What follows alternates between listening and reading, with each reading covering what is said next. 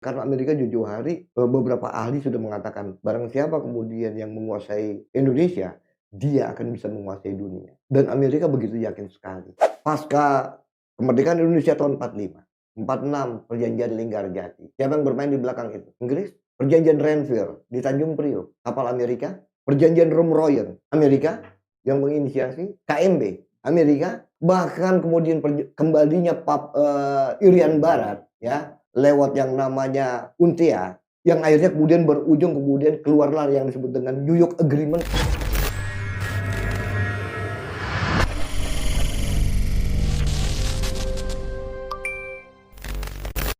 Assalamualaikum warahmatullahi wabarakatuh. Sobat Kildatu Channel, dimanapun berada, kembali kita jumpa masih bersama PM. Ya. Kali ini kita akan berbincang santai terkait dengan telah ditandatanganinya perjanjian dagang antara Indonesia dengan Amerika yang pada 19 Februari lalu ditandatangani oleh Presiden Prabowo. Namun banyak kontroversial di sana, yang mana dari pihak Mahkamah Agung Amerika tidak setuju atau akan membatalkan. Nah, bagaimana kemudian sikap kita sebagai bangsa Indonesia, yang mana kita tahu bahwa perjanjian itu tidak berimbang dengan banyak sekali keharusan-keharusan, kewajiban-kewajiban yang harus dilakukan. Ya, sementara dihitung hanya ada 6 kewajiban Amerika untuk melakukan prestasi pada Indonesia. Nah, untuk mengkritisi ini Bang, gimana nih Bang tanggapan Abang nih terkait dengan perjanjian yang berat sebelah ini nih Bang? Ini kan perjanjian ini bersifat timbal balik. Artinya kalau timbal balik punya kesetaraan. Yang kita baca di media tentang perjanjian perdagangan ini cuma 3 hal. Tarif 19%, yang kedua paket 33 miliar US dollar, dan kisah sukses diplomasi ekonomi. Cuma 3 hal itu. Tapi pertanyaannya adalah kemudian, apakah benar isi perjanjian itu demikian? Saya sudah pelajari, saya sudah kaji, padahal kalau kita tahu, perjanjian ini dimuat dalam website resminya pemerintahan Amerika yang bisa kita akses dan kita bisa mengkaji itu, gitu.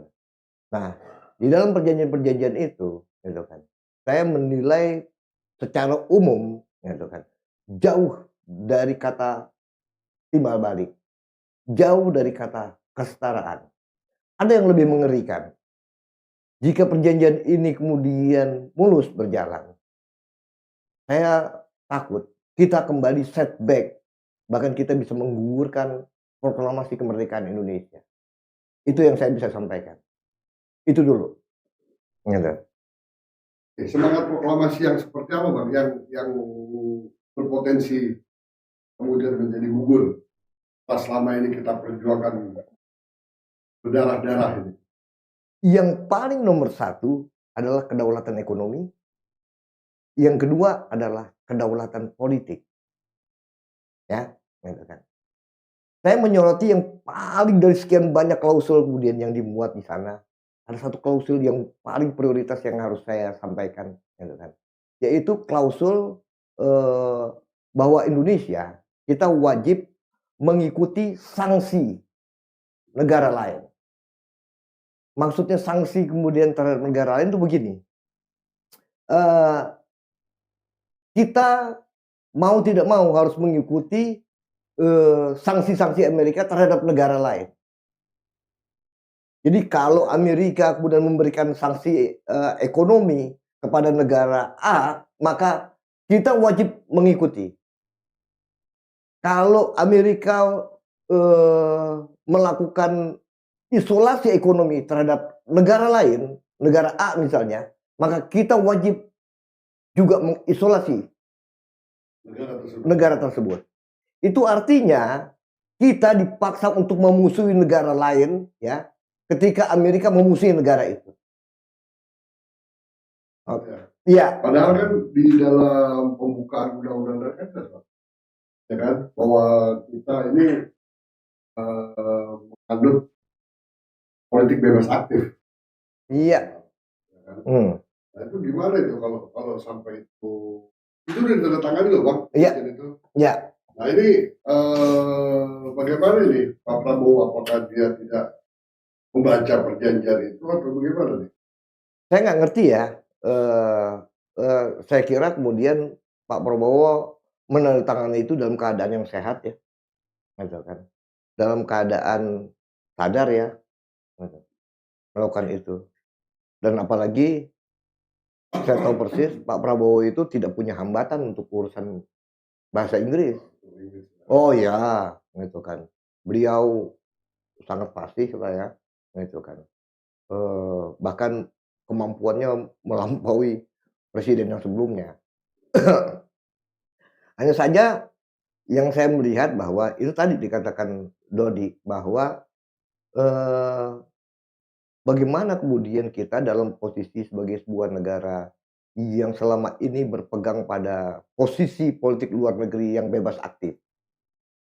Itu tadi yang saya katakan bahwa perjanjian ini saya khawatirkan mereduksi atau kemudian menggugur kemudian kedaulatan kita yang sudah kita perjuangkan di proklamasi kemerdekaan 17 Agustus. 1955 lewat konferensi Asia Afrika, kemudian dilanjutkan kemudian berdirinya kemudian gerakan non-blok dan kita mencanangkan politik luar negeri kita adalah bebas aktif, gitu kan. Nah, dalam perjanjian ini ya, kita bukan cuma kemudian sekadar melakukan perjanjian dagang. Kalau kita mengacu kepada klausul tadi ya, kita ini sudah menjadi aliansi, bahkan mungkin kita menjadi kaki tangan Amerika. Ya, ketika Amerika kemudian memusuhi negara lain, kita ikut memusuhinya. Kira-kira seperti itu. Tapi kan yang kita tahu Prabowo ini kan nasionalismenya jelas, tegas Bang. Iya. Nah ini apakah mungkin ada sebuah strategi khusus yang ingin dicapai oleh Pak Prabowo untuk kita, dia apa namanya menandatangani perjanjian itu juga kan menyangkut 280 jiwa rakyat. Nah ini gimana ini kalau sampai perjanjian itu berjalan, ya kan mulus, ya kan dari pihak Donald Trump tetap dia mengabaikan apa yang mahkamah. Nah itu apa yang bakal terjadi di Indonesia? Ya, tentu saja, gitu kan. Kalau kemudian dunia memandang kita sebagai aliansinya Amerika, bahkan mungkin jadi negara bagiannya Amerika, maka kemudian negara-negara lain yang memiliki hubungan dagang dengan Indonesia merasa dirugikan. Artinya bahwa Indonesia sudah tidak berlaku fair, tidak berlaku objektif, tidak berlaku berimbang terhadap negara lain. Oke, dalam perjanjian dagang ini sebetulnya apa aja sih speknya Bang? Apa hanya produk jadi atau juga termasuk tambang, pertanian, Bukan cuma itu. Selain kemudian persoalan-persoalan perjanjian dan kemudian soal sanksi-sanksi ekonomi terhadap negara lain yang kemudian kita harus kemudian patuh mengikuti jejak Amerika, ya. Hal yang lain itu adalah kemudian bagaimana perjanjian itu pada akhirnya memakan kemudian segala sesuatu yang sudah kemudian kita tentukan sendiri. Misal kita ambil contoh, di dalam paket perdagangan 33 miliar US dollar itu, di situ ada semacam mandatory shopping list ya. Mandatory shopping list ini memuat soal pertanian. Beras, kedelai, jagung, buah-buahan. buah-buahan kalau nggak salah apel, anggur, ya, kalau nggak salah ya, itu kan. Tapi yang jelas ini yang mengagetkan itu adalah urusan beras, kedelai, dan jagung. Ya. Artinya ketika kemudian kita mengimpor kemudian, eee, produk pertanian, ya, pertanyaannya adalah kemudian, apa yang akan terjadi dengan Undang-Undang Nomor 18 Tahun 2012 tentang kedaulatan pangan? Indonesia, pemerintah atau negara Indonesia membuat sebuah perjanjian perdagangan dengan luar, ya, untuk mengimpor kemudian sebuah produk yang ketika produk itu sendiri, ya, kita sedang upayakan untuk kita produksi sendiri, tidak bergantung sama luar. Ya kan memang program kita ini kan harus waspada di bidang itu Betul, tadi kan, di bidang betul, pertanian, di bidang betul. peternakan Dengan kita mengimpor, apa yang terjadi? Kita melanggar undang-undang kita sendiri. Kita mengorbankan anggaran kita sendiri yang sudah kita keluarkan untuk melakukan swasembada pangan atau kemudian kedaulatan pangan. Dan yang ketiga kemudian petani. Jadi apa yang dicari oleh Prabowo dalam perjanjian itu ya? Itu yang hanya 19 tarif 19% tapi begitu banyak yang kita korbankan. Bahkan kemudian dia mengorbankan program dia sendiri, kedaulatan pangan. Bukan cuma itu, di dalam klausul itu juga kemudian Amerika kemudian meminta, ya, regulasi tentang import barang-barang Amerika ke Indonesia. Jadi ada restrukturisasi regulasi tentang masuknya barang-barang impor dari Amerika.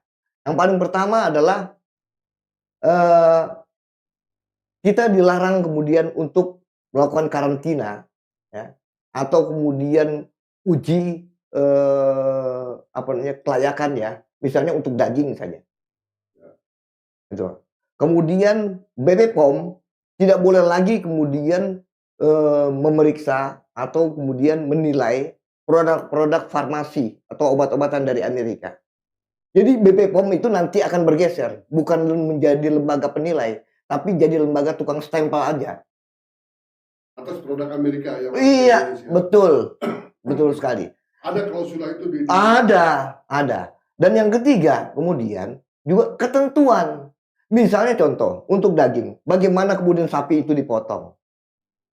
Oke, dan itu menyangkut soal halal. Oh iya. Sertifikasi halal itu, Amerika nggak mau. Jangan tanyakan kemudian bagaimana dengan cara apa itu dipotong. Pakai bismillah atau tidak. Dia nggak mau. Jadi dia nggak mau ada dua pemeriksaan ketika barang keluar dari Amerika sudah diperiksa dan Indonesia tidak boleh lagi meriksa lagi karena Indonesia harus percaya dengan regulasinya Amerika. Itu sangat tidak Oke, itu yang terjadi. itu ada di klausul itu. Iya, Jadi kita harus menerima apa yang dikirim dari persis, Amerika tanpa harus kita mau persis, persis seperti itu. Jadi ada 3 hal yang paling krusial gitu dari perjanjian itu. Sebenarnya banyak lagi hal-hal yang lainnya. Nah, perjanjian ini, ya, itu punya implikasi yang besar sekali. Oh iya pasti. Iya, ke dalam dan keluar ke dunia. Apa yang akan terjadi dengan kemudian posisi kita di World Trade Organization, di WTO? Apa yang akan terjadi?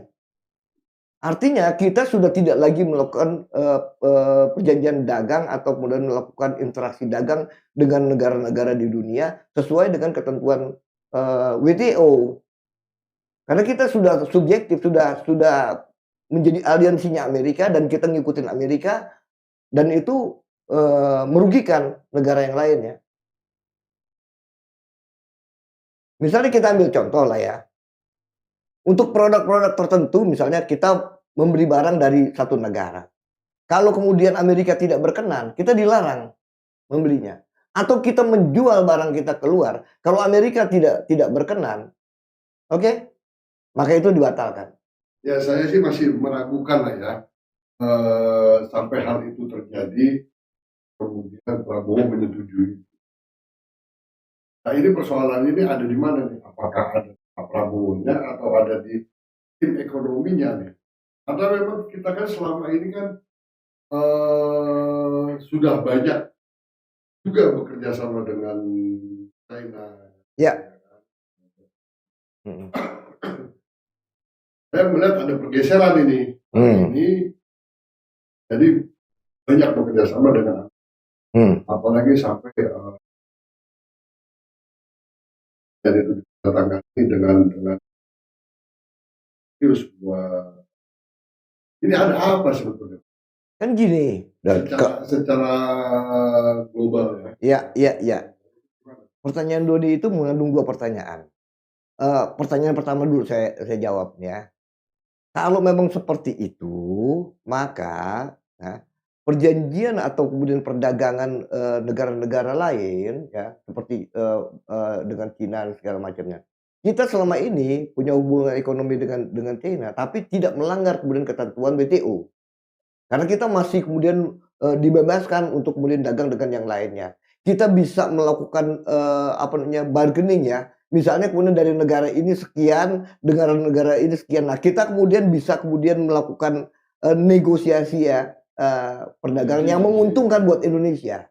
Tapi kalau posisinya dengan Amerika, maka kemudian negara-negara di dunia yang mau melakukan perdagangan dengan Indonesia, izinnya bukan lagi ke Indonesia, minta persetujuannya ke Amerika. Karena menjadi sia-sia kalau kemudian bikin perjanjian dengan Indonesia, Amerika tidak setuju dan Indonesia batal dagang dengan Indonesia, ya kan? Seperti itu. Akhirnya kemudian Indonesia menjadi miliknya Amerika. Ini menyangkut soal kedaulatan. Iya. Oke. Apakah cuma Amerika yang berkepentingan? Jika melihat seperti itu, apa kemudian respon Eropa, Rusia, Tiongkok, atau negara-negara lain? Itu apa nggak mengundang, pertarungan kepentingan banyak negara, banyak pihak ya, faksi-faksi di dunia ke Indonesia? Artinya bahwa kita mengundang diri kita menjadi proksi dari pertarungan besar dunia ke dalam negeri. Oh iya, karena memang yang kita tahu bahwa Indonesia hari ini kan sudah menjadi food center Betul, dunia. betul. Kalau sampai semua ini kemudian rotasi oleh Amerika, wah, ya ini Indonesia ke depan ini. Adakah 10 tahun yang akan Makanya seperti tadi di awal, pernyataan saya khawatir gitu kan, bahwa perjanjian ini bahkan kemudian meruntuhkan kemudian cita-cita kedaulatan negara Republik Indonesia yang diproklamirkan 17 Agustus 1945. Bayangkan perjanjian ini, juga melanggar kemudian pembukaan Undang-Undang 45, melindungi segenap tumpah darah, ya kan, eee menciptakan kemakmuran, ya. Terus kemudian juga melaksanakan ketertiban dunia. Kita bikin kerusuhan. oke, terkait dengan hal ini apa Bang yang sudah dilakukan oleh teman-teman di dewan? Sejauh ini dewan masih diam aja.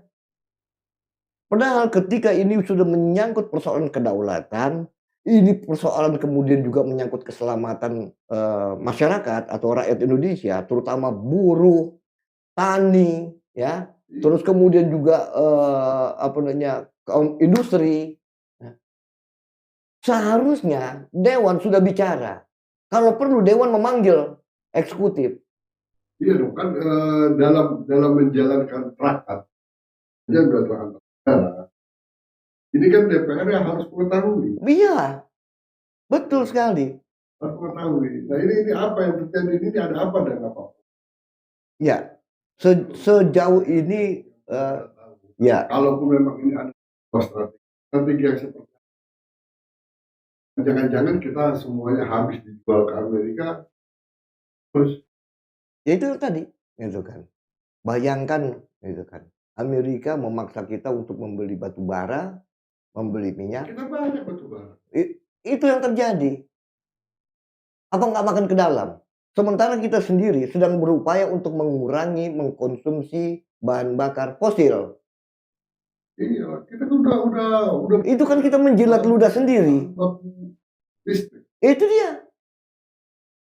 Terus apa juga yang terjadi dengan program apa namanya pembangkit tenaga listrik bersih lingkungan, misalnya panel surya segala macam. Apa yang akan terjadi? Perjanjian-perjanjian kita untuk membangun seperti itu di negara lain maka kemudian jadi gugur.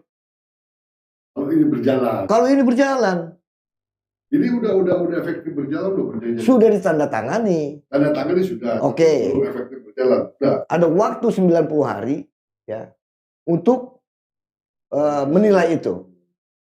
Artinya kita punya 90 hari.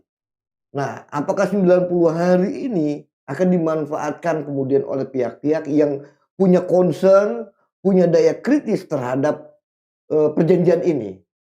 Dalam hal ini lembaga-lembaga yang berkompeten. Ya, misalnya dewan. Nah, sejauh mana dewan kemudian merespon tindakan kemudian penyelenggara negara ini terhadap kemudian diplomasi luar negerinya.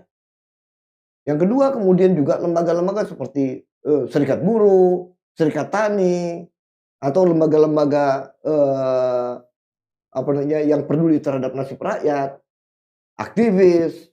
Oh, yang utama yang adalah itu harus tegas. Ini apa? Ini perjanjian model apa? Apa yang mau dicari? Kalau kita mau lihat sebenarnya, maka perjanjian ini sebenarnya banyak melanggar hukum di Indonesia. Artinya perjanjian ini sudah bisa masuk kategori sebuah tindakan melawan hukum. Undang-Undang Nomor 18 tahun 2012 dilanggar. Ditabrak ya. Banyak yang ditabrak. Kedaulatan dan satu lagi gitu kan. Sikap politik luar negeri kita yang sudah diperjuangkan sekian puluh tahun hari ini ditabrak habis. Bayangkan betapa dia tidak menghargai apa yang sudah kemudian diperjuangkan oleh the founding father dan presiden-presiden berikutnya. Kita masih punya waktu sampai ke depan ya. Dan saya memohon juga nih kepada Sobat Datu, bersama-sama kita pantau dengan ini. Ya. Karena ini nggak main-main. Ini menyangkut nasib kita bersama. Ini menyangkut nasib kita bersama masalahnya. Ini menyangkut nasib kita bersama. Seluruh bangsa Indonesia. Kalau sampai perjanjian ini berjalan, waduh, selesai kita. Selesai kita. Habis kita. Ya, Gitu kan. padahal kita tahu bahwa hari ini kita ini hanya Indonesia yang menjadi center food world. Kalau ini diambil alih semua, dimonopoli semua oleh Amerika, padahal kita masih harus bayar 19% lagi kan? Cuma 19% yang kita dapat. Hah? Menjadi apa? Berapa yang kita jual? Seperti itu. Ada pertanyaan besar di balik itu. Banyak juga pihak yang bertanya, bukan cuma Dodi. Rasanya kita nggak percaya Pak Prabowo yang begitu setiap kali pidatonya begitu kemudian menggebu-gebu, begitu kemudian rona nasionalismenya begitu kental, ya kan? Itu kan yang selalu bicara tentang kedaulatan, memperjuangkan kemudian Palestina, bicara kemudian di forum-forum internasional tentang bahwa Indonesia adalah inspirator gerakan non-blok. Hari ini tiba-tiba berbalik. Ada apa? Beberapa kalangan kemudian berspekulasi ini karena tim di belakang Presiden Prabowo. Tim ekonominya ya. Iya. Tapi saya nggak terlalu yakin seorang Pak Prabowo gitu kan tidak punya pertimbangan sendiri.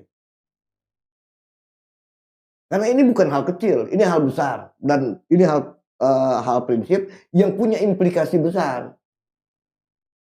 Ya, karena Pak Prabowo itu juga bukan orang bodoh. Dia cerdas, saya tahu persis. Gitu kan. Literaturnya juga bagus. Satu-satunya yang saya duga, ini baru dugaan. Apa sih yang membuat kemudian kita begitu takluk atau begitu takut dengan Amerika? Ini praduga aja. Karena tindakan ini, bagaimana kita mengikuti Amerika, sebenarnya ini memang hal besar lah, ya. Tapi sebelumnya juga ada hal-hal yang membuat kemudian, eee, kita juga, bertanya-tanya, selalu kemudian kita mengikuti langkah Amerika. Saya ambil contoh dulu di zaman, Orde Baru, eee, ketika olimpiade dilaksanakan di, Moskow, Amerika melakukan boikot terhadap olimpiade.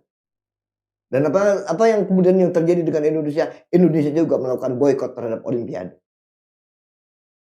Di zaman Orde dulu ya. Di zaman Orde Baru, itu sampai kemudian seorang pemanah, Donald Pandiangan yang sudah mampu di, SEA Games itu memecahkan rekor dunia panahan, dan dia punya kesempatan untuk menjadi manusia atau orang Indonesia pertama yang mendapatkan medali emas di olimpiade itu, tidak bisa ikut dan dia menangis. Karena tahun berikutnya dia sudah tidak lagi menjadi atlet pemanah. Dan itu yang dialami oleh seorang Donald Pandangan akibat dari kemudian kebijakan, kita mengikuti Amerika, yaitu memboikot olimpiade Amerika. Artinya kalau kita melihat kemudian itu, tambah lagi kemudian kebijakan kemudian kita melakukan, mengambil alih Timur Timur. Oke? Gitu kan. Bagaimana kemudian pada waktu itu Gerald Ford ya, presiden Amerika juga merestui kemudian mengambil alihan Timur Timur. Oke? Gitu kan.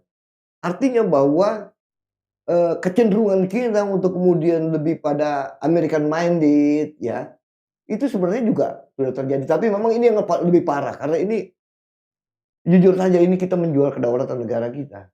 Kalau ini kemudian benar-benar dilaksanakan, ini parah. Tapi dari rentetan benang merah itu, kembali lagi pertanyaannya, apa sih yang membuat kemudian kita begitu takut dengan Amerika?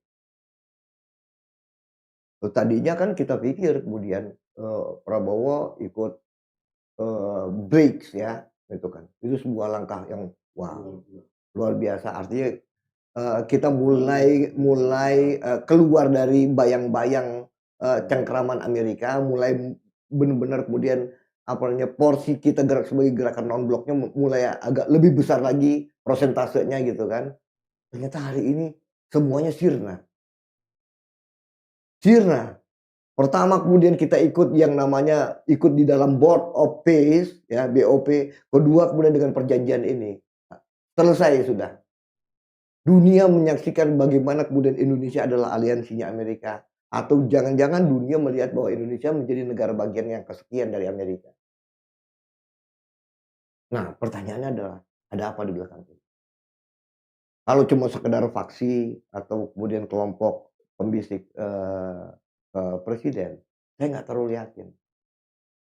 Karena saya tahu persis Pak Prabowo ini, pasti ada sesuatu. Iya. Nah, bahan bahan untuk bisa menduga itu, ya, bahan aja, ini baru praduga ya. Kita tahu Amerika itu berkepentingan dengan Indonesia cukup lama. Sejak kemerdekaan, Amerika itu, ya, sudah mengincar Indonesia. Bagaimana Indonesia dari tangan kemudian kolonial Belanda, jatuh menjadi kepentingan Amerika, karena Amerika jauh-jauh hari, beberapa ahli sudah mengatakan, barang siapa kemudian yang menguasai Indonesia, dia akan bisa menguasai dunia. Dan Amerika begitu yakin sekali. Pasca kemerdekaan Indonesia tahun 45, 46 perjanjian Linggarjati. Siapa yang bermain di belakang itu? Inggris. Perjanjian Renville di Tanjung Priok, kapal Amerika. Perjanjian Royal, Amerika yang menginisiasi. KMB, Amerika. Bahkan kemudian kembalinya Irian Barat ya tahun 62 lewat yang namanya UNTIA, United Nation apa namanya,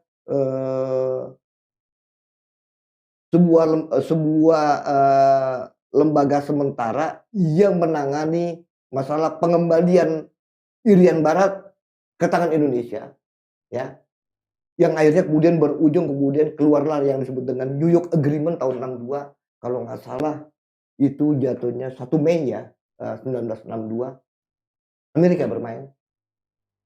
Ya, Freeport hari ini Ya, kondisinya akhirnya seperti itu. seperti itu. Ini nih saya mencoba untuk menarik gitu, bagaimana kemudian Amerika itu sudah ikut bermain ya. Terakhir itu urusan Papua, sampai Pepera segala macamnya. Saya masih ingat beberapa bulan yang lalu juga Donald Trump sempat menyinggung persoalan kemudian bahwa Papua itu bukan wilayah naturalnya Indonesia, ya seperti itu. Artinya dia seperti kemudian mengancam Indonesia soal kemudian legitimasi Papua ke Indonesia, integrasinya Papua ke Indonesia. Ini baru praduga. Apakah karena itu sehingga kemudian Indonesia begitu takut terhadap Amerika? Atau mungkin juga pinjaman dana dari IMF yang akan diminta oleh Indonesia. Kan dulu gini loh, salah satu klausul perjanjian kesepakatan KMB itu dulu dibuatlah semacam uni Belanda Indonesia untuk pembangunan di Indonesia. Oke, gitu kan. Tapi kemudian pada waktu itu disetujui. Tapi ketika kemudian Papua tidak dikembalikan, kita mempersoalkan itu dan kita kemudian pada akhirnya menolak isi KMB. Bahkan kemudian kita kembali ke Negara Kesatuan Republik Indonesia, menolak RIS yang menjadi bagian dari perjanjian KMB. Habis itu Indonesia bahkan kemudian melakukan langkah-langkah yang begitu luar biasa.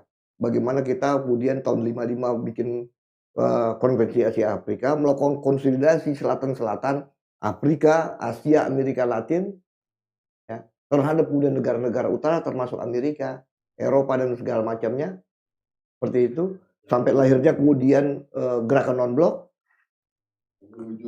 Iya, artinya Soekarno ya pada waktu itu cukup berani untuk membarkir. Nah, bahkan tahun 65 kitalah satu-satunya negara yang pernah keluar dari PBB. Karena PBB menerima Malaysia sebagai anggota sementara Dewan Keamanan PBB. Kita keluar. Kita bikin kemudian Olimpiade tandingan yang namanya Ganevo. Dan kita bikin PBB tandingan yang namanya Konevo. Kita butuh pemimpin yang berani seperti Oke. itu. Ya, Nah, artinya bukan kita tidak pernah berupaya untuk melawan hegemoni atau upaya negara-negara kuat, negara-negara utara untuk menghegemoni Indonesia. Itu pernah dilakukan. Tapi pasca 65, 67, gitu kan. Indonesia meratifikasi kembali hubungan dengan Belanda.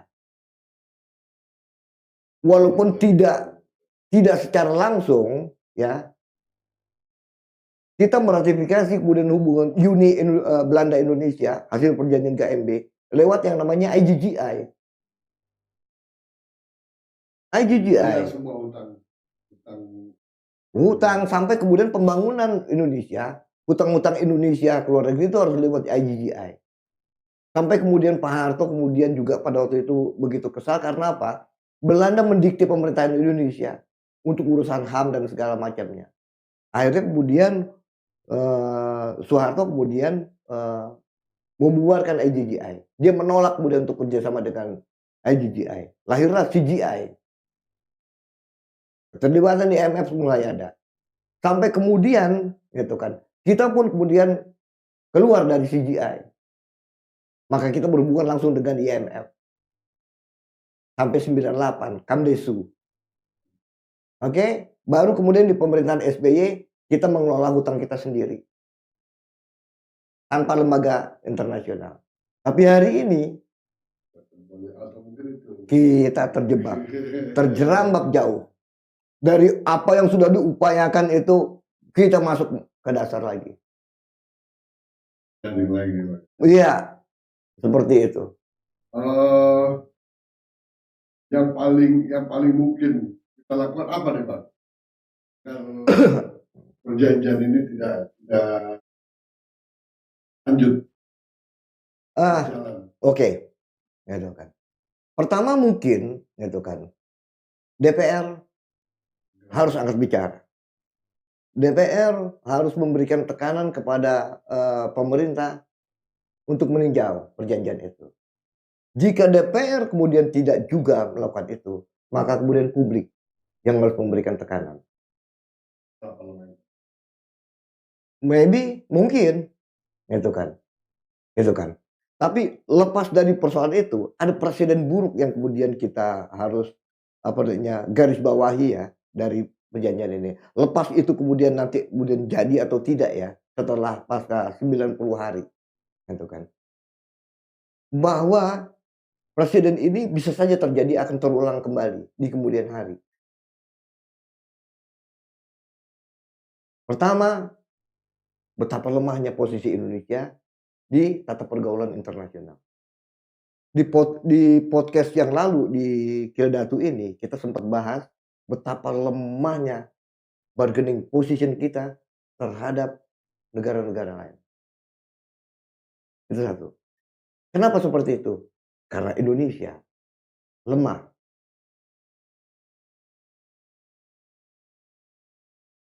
Iya, seperti itu. Kalau saya boleh mengutip Tan Malaka nih. Tan Malaka mengatakan bahwa di dalam sebuah iklim dunia yang kapitalis, imperialis, ya, dibutuhkan syarat begitu banyak. Kekayaan alam, letak negara, persenjataan, industri, rakyat, persatuan solidnya rakyat dengan pemimpin. Begitu banyak sekali apa namanya, syarat untuk itu. Tapi Tan Malaka bilang, di antara kemudian semua syarat itu, jika seandainya syarat itu terpenuhi, satu hal yang menjadi kunci, industri. Siapa yang kemudian yang memiliki syarat ini, tapi kemudian industrinya maju, dialah yang akan menjadi pemenang dunia. Begitu kata Tan Malaka. Satu, pesawat terbang itu kalau nggak punya besi, nggak punya baja, dan nggak punya bahan bakar, dia tidak bisa terbang. Kapal selam itu tidak punya besi, tidak punya baja, dan tidak punya bahan bakar, tidak bisa melaju. Mobil tidak punya besi, tidak punya baja, dan tidak punya bahan bakar energi, itu tidak jalan. Seperti itu. Dan Indonesia punya itu. Hanya saja persoalannya adalah kita tidak pernah membangun industri. Dan industri itu berbasis sains dan teknologi. Itu yang selalu kemudian di podcast kita bahkan berulang kali kita bilang.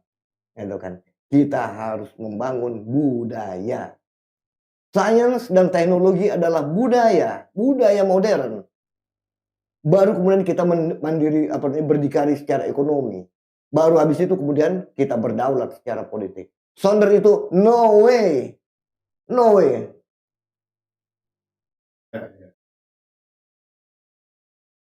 Jadi semoga Pak Prabowo juga kembali baca lagi perjanjian nasional ini, kan jangan sampai kita terjerembab masuk lebih dalam. Belum ini terjadi Pak, kita semua merasa optimis Indonesia akan maju, Indonesia akan jaya. Tapi setelah adanya perjanjian ini ditandatangani, ternyata kita jauh dirugikan oleh Amerika. Apakah kita akan diam saja melihat kenyataan ini? Mari sobat Kildatu dengan manapun sama-sama kita pantau. Kalau memang kita harus bergerak, kita bergerak bersama. Jadi itu kali Bang ya yang bisa kita sampaikan. Iya. Ada lagi. Iya, paling tidak bukan bergerak ya. Artinya gini loh. Kita ini sama-sama mencintai negeri ini. Oh iya. Kitalah kemudian pemilik negeri ini. Kalau bukan kita siapa lagi? Maka kemudian kita rakyat Indonesia harus memberikan masukan, memberikan dorongan, memberikan kepercayaan kepada negara, penyelenggara negara untuk berani bersikap terhadap tekanan-tekanan atau kemudian cengkeraman-cengkeraman pihak asing. Kira-kira seperti itu saya kira. gitu. Oke? Oke, Gitu cukup kan. Bang. Nah, Heeh. terima kasih Sobat Predator. Inilah bentuk kritis kita terhadap apa yang 16 Februari kemarin. Semoga ini menjadi manfaat buat bangsa Indonesia. Terima kasih. Assalamualaikum warahmatullahi wabarakatuh. Merdeka!